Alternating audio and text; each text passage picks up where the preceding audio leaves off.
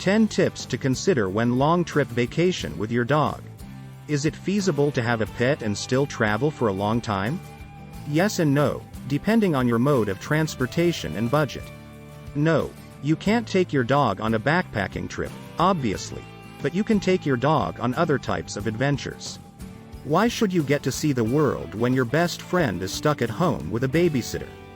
If you want to go on a road trip with your pet that lasts longer than a weekend, you'll need to be prepared. Before you start following these suggestions, think about how to register your best friend as an emotional support animal, which would give him or her more respect and visibility in congested locations. You won't have to persuade others how important your dog is if you have the proper documents and a visible vest. So let's get started and take you on a vacation with your entire family this time. Number 1. Do you have a plane? Consider it twice. Flying with a dog can be quite stressful for both you and your canine companion. I would advise you to avoid it. And, if possible, seek out other solutions. If you are unable to do so, use the quickest route available. If your canine companion is too large to fit beneath the seat in front of you, you will have to transport him in the cargo section with your luggage. This is referred to as shipping an animal by airlines, and it is not a pleasant process. Some dogs will suffer greatly after spending long periods of time in this environment, which is dark, crowded, loud, and lonely. Some veterinarians will prescribe an approved sedative or even have you sleep through the journey. If you plan to fly with your dog, always check with your veterinarian and the airline ahead of time so there are no surprises when you get at the airport. Number 2. Is it possible to cross borders? Prepare yourself.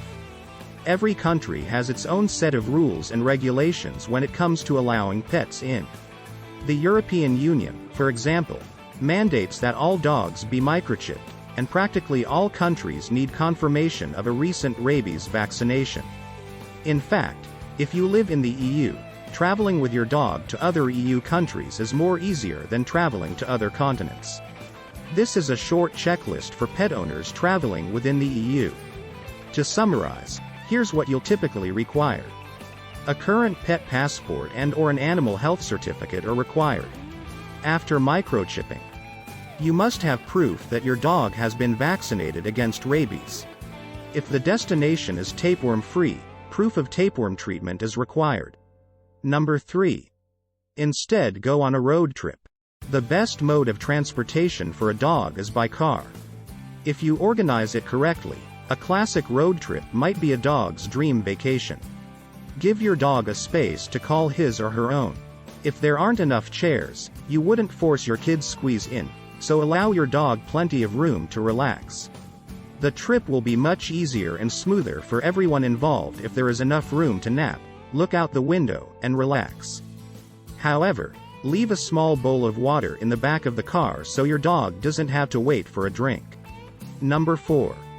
Before you go, make sure you have a good road trip routine in place. Spend a few weeks or months getting your dog acquainted to all parts of a road trip before you go. Drive around the neighborhood and practice what you'll do when it's time to go.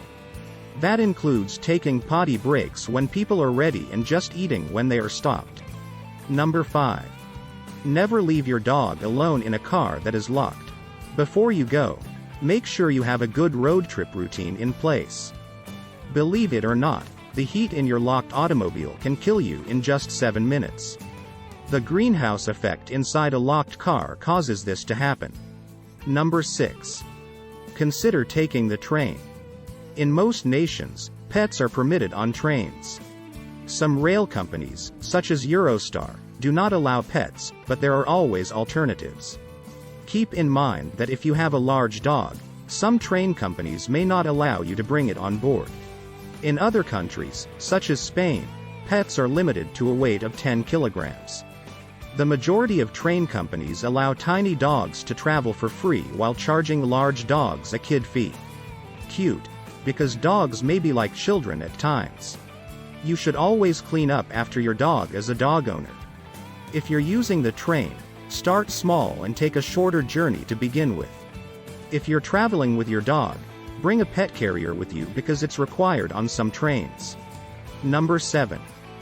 feeding less or skipping a meal on travel days seems harsh. Many veterinary doctors, however, advised against it. Dogs become agitated, resulting in stress diarrhea. Even if they don't appear to be agitated, motion sickness might induce stomach upset. On the day you have to take them on the train, car, or even an airplane, feed them less food or miss an entire meal. Don't keep them hungry all day. Instead, skip the last meal you'd normally give them right before the journey. Number 8.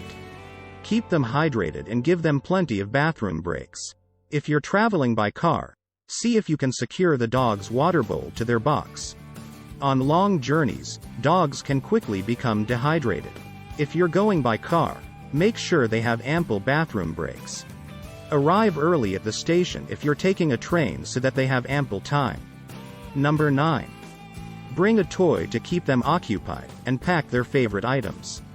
Have you ever given your dog one of those toys with a treat inside that he must earn? Find one and bring it about with you to keep your dog entertained.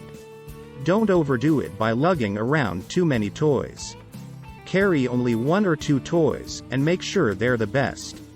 To keep your dog quiet, bring along their favorite blanket, bowl, and bed.